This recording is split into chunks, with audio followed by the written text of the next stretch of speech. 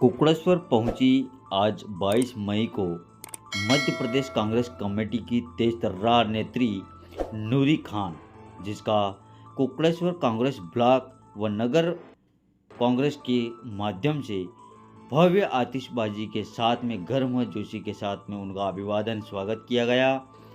कार्यक्रम में आज गर्जी नूरी खान कुकड़ेश्वर ब्लॉक कांग्रेस के द्वारा आज विशाल कार्यकर्ता सम्मेलन आयोजित किया गया, जिसमें हजारों की तादाद में कांग्रेस कार्यकर्ता शामिल हुए। वहीं पूर्व कैबिनेट मंत्री नरेंद्र नाटा व प्रदेश महामंत्री मंगेश संगई सहित जिलाध्यक्ष अनिल चौरसिया व जिला प्रभारी नूरी खान उपस्थित रही। हर पुलिस से काम करने वाले हैं, मैं आप सभी को बहुत बहुत प्रणाम करता हूँ। अनुरोध है, आप इस लड़ाई को मिटा दीजिए। भूल जाइए कि आप किस नेता के समर्थक हैं, भूल जाइए कि आपके पीछे कौन नेता खड़ा है। आपके पीछे अगर कोई मजबूती के साथ खड़ा है तो वो हाथ का पंजा खड़ा है। आप सभी कसम लेकर जाए। तो मेरा प्रयास है इन 5 महीने जो बचे हैं, इस 5 महीने में पार्टी के लिए जितना कर सकूं उतना मैं करूंगा और तन मन और धन से आपके बीच में उपस्थित हूं। मेरी जब जरूरत पड़े आधी रात को आप आवाज लगाना मैं तैयार रहूंगा और किसी भी हालत में पीछे नहीं हटूंगा, चाहे कोई सी भी स्थिति बने। जो यहाँ उपस्थित हैं, हम सब लोगों ने यह संकल्प लिया है कि जो निर्देश वो जारी करेंगे उसका परिपालन हम पूरी शक्ति के साथ करेंगे। धर्मवीर की जोड़ी, एक ने कहा है जय वीरू की जोड़ी, मैं कहता हूँ ये धर्मवीर की जोड़ी है। आदरणीय कैलाश जी राठौर और नंदलाल जी मालवी, दोनों लोग सतत इस गर्मी में घूमे हैं और आज ये जो ये सारे लोग कार्यकर्ता दिख रहे हैं, ये इन सब की मेहनत का परिणाम है। आप इस कुकड़ेश्वर में आज बैठी हैं और कांग्रेस के कार्यकर्ताओं को आज आप संबोधित करने वाली हैं। ये कांग्रेस का वो कार्यकर्ता है और ये वो कुकड़ेश्वर है जहां के नेता ने इस जिले में और इस प्रदेश में जनसंघ को जन्म दिया और जनसंघ के माध्यम से सांप्रदायिकता यहाँ पैदा हुई। तब ये वो कार्यकर्ता थे और इनके पहले वाली पीढ़ी थी जो कांग्रेस के लिए और सेक्युलरिज्म के लिए लड़ती रही। कैलाश जी आपका, नंदलाल जी आपका बहुत बहुत धन्यवाद कि आपने मुझे बुलाया। मैं इतिहास की लगाने पर सामने दृश्य याद कर रहा था, आपके यहाँ बैठा और बहुत धन्यवाद। जिस पटवाजी ने शिवराज सिंह जी को मुख्यमंत्री बनाया, वो मुख्यमंत्री पटवाजी के कहने पे कारियापुर का बांध नहीं बना सका, ये सब याद है। मैं किसी को हटाने में या कमजोर करने में कभी विश्वास नहीं रखती हूँ। मैं बनाने में और मजबूत करने में विश्वास करती हूँ। लेकिन ब्लॉक में जो परिवर्तन होने की प्रक्रिया थी, वो मेरे बनने से भी 6 महीने पहले से वो प्रक्रिया चल रही थी। और जो लोग बने हैं या जो लोग हटे हैं, उनसे मैं पहली बार मुखातिब हो पा रही हूँ, रूबरू हो पा रही हूँ। तो मैं खुद भी यही देखने आई हूँ कि जिन्हें हटाया वो कौन थे और जिन्हें बनाया वो कौन है। कई बार झूठ बड़ा खूबसूरत नजर आता है, लेकिन उसके अंदर की खूबसूरती भी उतनी ही हो, ये जरूरी नहीं। ऐसे में मेरी जिम्मेदारी है कि मैं आपकी भावनाओं का ध्यान रखूं। मैंने अनुशासन की बात कही, लेकिन यहाँ पर जो लोग बैठे हैं, जिस तरीके से मेरी उस बात को माना, वो मुझ पर कर्ज है। और अगर किसी भी वजह से कोई अच्छा व्यक्ति हटा है तो वो पूर्व नहीं हो गया। जिस व्यक्ति को बनाया है उससे 10 गुना बड़ा पद मैं उस व्यक्ति को सम्मान के साथ लौटाऊंगी, ये मेरी जिम्मेदारी है। मैं आकलन करने के लिए आई हूं। मैं खुद एक कार्यकर्ता हूं और मैं कार्यकर्ताओं के भीतर का दर्द बहुत अच्छे तरीके से समझ सकती हूं।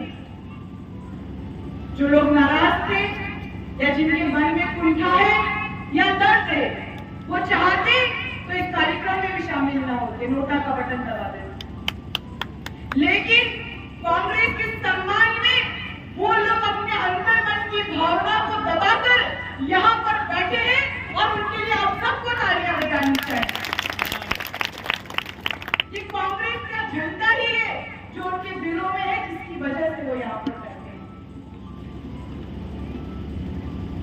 लेकिन मैंने अनुशासन की बात आपके अंदर के लोकतंत्र को दबाने के लिए नहीं कही है।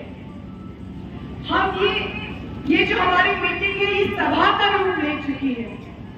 हम खुले तौर पर बैठे हैं, जहां मीडिया के भी कैमरे हैं। तो मैंने अनुशासन की बात इसलिए कही है कि आपके अंदर का दर्द, यानी कि परिवार के अंदर की बातें, अगर मियां बीवी का झगड़ा भी दरवाजे के अंदर रहे तो ज्यादा अच्छा रहता है। तो हम एक परिवार है, परिवार में अगर 4 बर्तन हो तो वो बचते हैं, कोई बड़ी बात नहीं है, लेकिन हमको उसको अंदर, कमरे के अंदर बचाना है, बाहर नहीं बचाना। आपको रोकने की सिर्फ इतनी सी वजह थी कि अगर आपके अंदर कोई शिकायत है तो सभी का हक है, लिखकर बोलिए, मैं सबकी शिकायत पढ़ूंगी और उसके बाद मैं जिम्मेदार हूं। लेकिन इसके पहले जो हुआ उसके लिए मैं जिम्मेदार नहीं। पर जो गलत हुआ है वो कैसे सुधारा जा सकता है? किसी की लाइन को छोटा करने के लिए उसे दूसरी लाइन को मिटाने की जरूरत नहीं है। दूसरी लाइन को उससे लंबा खींच दो तो अपने आप वो लाइन बड़ी हो जाएगी, और वही तरीका हमें अपनाना पड़ेगा। हम हनुमान मंदिर गए, दर्शन किए, क्योंकि लंका को जलाने के लिए हनुमान ही काफी है। और विचारधारा का क्या मतलब है? विचारधारा का ये मतलब है कि इस देश के लिए, इस देश की आजादी के लिए हमारे नेताओं ने कुर्बानियां दी। इंदिरा गांधी जी, राजीव गांधी जी चिथड़े तक उड़ गए उनके शरीर के, लेकिन सोनिया गांधी एक ऐसी महिला जिसने अपने एकमात्र पुत्र को, अपने पति को खोने के बाद भी आपके लिए, फिर से देश के लिए सड़कों पर भेज दिया। उस पार्टी की विचारधारा से हम ताल्लुक रखते हैं। ये सत्ता क्या चीज है? सत्ता का लालच कांग्रेस को नहीं है। सत्ता हासिल करने के लिए कांग्रेस ने अपने सिद्धांतों के साथ कभी समझौता नहीं किया है। अगर सिद्धांतों से समझौता करना होता तो कमलनाथ जी से बड़ा उद्योगपति शिवराज नहीं है। अगर कमलनाथ जी समझौता कर लेते सिद्धांतों से और विधायकों को मार दे देते तो ये सरकार हमारी होती। पर कमलनाथ जी ने कहा, मैं बाबा अंबेडकर साहब के संविधान के साथ खिलवाड़ नहीं करूंगा। सरकार गिरा दो, छीन लो मुख्यमंत्री पद, लेकिन मैं अपने सिद्धांतों से समझौता नहीं करूंगा।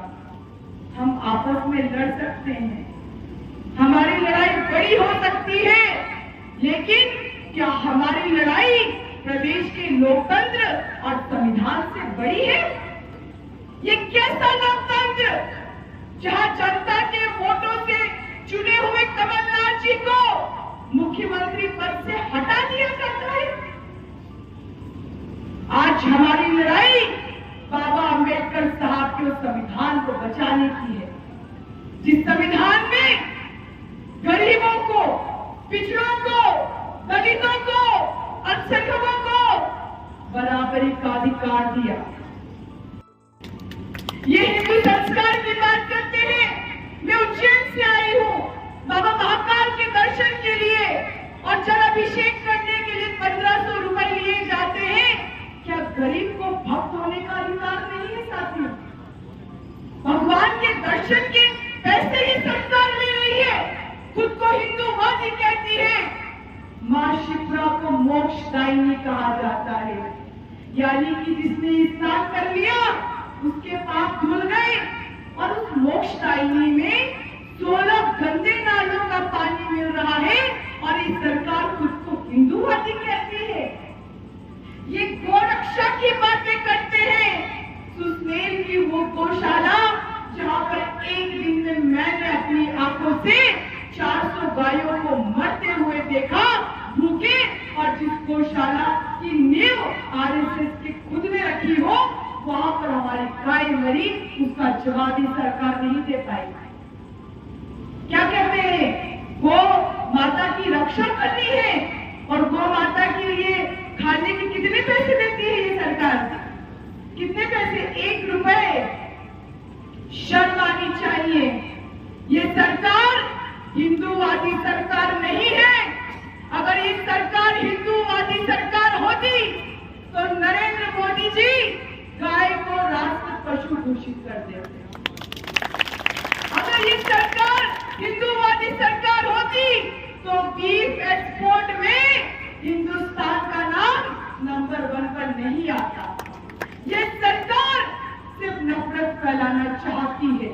ये सरकार हिंदू और मुसलमान को लड़वाना चाहती है, लेकिन हमारी लड़ाई आपस में नहीं बल्कि ऐसे लोगों से है जो एक तरफ कहते हैं कि नारी सम्मान के लिए 1000 रुपए देंगे और दूसरी तरफ जब हमारी माँ बहनों और बेटियों की इज्जत लुटी जाती है तिरंगा यात्रा निकालते हैं।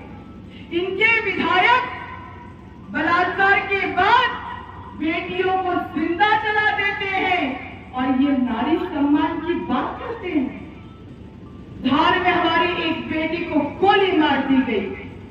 हमारी एक आदिवासी बेटी को बलात्कार के बाद 9 फीट गड्ढे में काट दिया गया। बहनों को 1000 देंगे और बहनों ही से 1200 रुपए सिलेंडर के लेंगे। और आज हम कहते हैं कि कांग्रेस को मजबूत करना है, आपस में मत लड़ो, बहुत लड़ो, मत करो मजबूत। लेकिन कमलनाथ जी की जो सरकार थी वो गरीबों के खून और पसीने से बनी सरकार थी, उसको लेकर सोचो आप। किसी व्यक्ति पर अपनी आस्था होना गलत नहीं है, रखिए, होनी चाहिए, ईमानदारी है, अपने नेता के लिए लड़िए, लेकिन जब तिरंगे और पंजे की बात आए तो सबसे ऊपर तिरंगा होना चाहिए। ये आपकी जिम्मेदारी है। लड़िए, आप लड़िए, आपस में शिकायत करिए। किसी की शिकायत है तो चिट्ठी लिखिए, शिकायत सही है हम उसका रास्ता निकालेंगे और जरूर निकालेंगे। और अगर मैं रास्ता नहीं निकाल पाई तो मुझे कोई हक नहीं है कि मैं आपके प्रभारी बनकर यहाँ पर रहूं। मैं मुंह दिखाने के लिए नहीं आई हूँ, मैं काम करने के लिए आई हूँ। मुझे आपका साथ चाहिए, मुझे आपकी एकता चाहिए। नारी सम्मान की असली बात कमलनाथ जी ने कही है। हर महीने 1500 रुपए, गैस की टंकी 500 रुपए, 100 यूनिट बिजली माफ, 200 यूनिट बिजली हाफ। हाथ जोड़कर निवेदन करती हूँ कि आपस में एक होकर जिसको टिकट पार्टी देगी वो देगी, ये हमारा काम नहीं है। एक होकर भाजपा से लड़ने के लिए अगर मेरे भाई, मेरे जैसी औरत अपने घर और बच्चे छोड़कर बाहर आ गई है, क्या मेरे भाई आपस में लड़ेंगे या इन जुल्मियों से लड़ेंगे? अगर संकल्प लेने के लिए तैयार हो तो हाथ उठा लो एक बार खुशी के साथ। कांग्रेस